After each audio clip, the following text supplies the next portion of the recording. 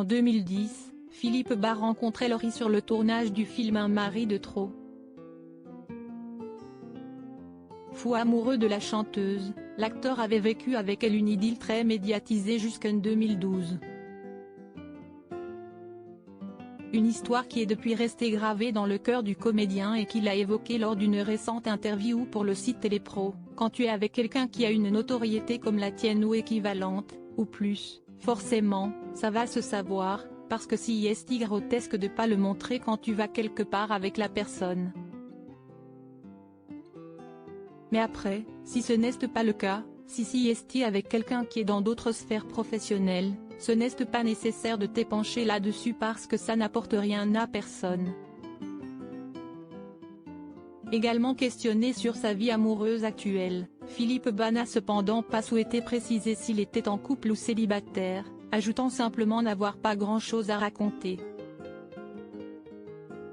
Le mystère reste donc entier. 2 ans plus tôt auprès de Journal des femmes, le comédien avait également évoqué l'interprète des titres Ma meilleure amie est près de moi en confiant « Il n'y a rien eu de gênant dans ce qui a été publié de mon histoire avec Laurie et puis cela aurait été grotesque de faire semblant de ne pas être ensemble et de ne pas être pris en photo à deux. Notre relation était très saine. Si est aujourd'hui de l'histoire ancienne. »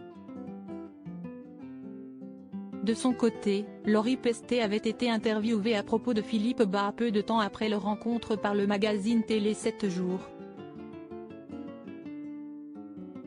Très amoureuse, elle l'avait à l'époque décrit comme très séduisant et doté d'un charisme fou ajoutant qu'il était un être exceptionnel, attentionné, gentil et très drôle. Un homme qui semble donc avoir aussi beaucoup marqué la jeune femme. Depuis leur rupture, Laurie a tourné la page et a eu une petite fille prénommée Nina, née en août 2020. En revanche, la chanteuse n'a jamais souhaité dévoiler l'identité du papa. Un choix que la jeune femme avait expliqué face à Daphné Burki en novembre 2018 sur le plateau de l'émission Je t'aime, etc.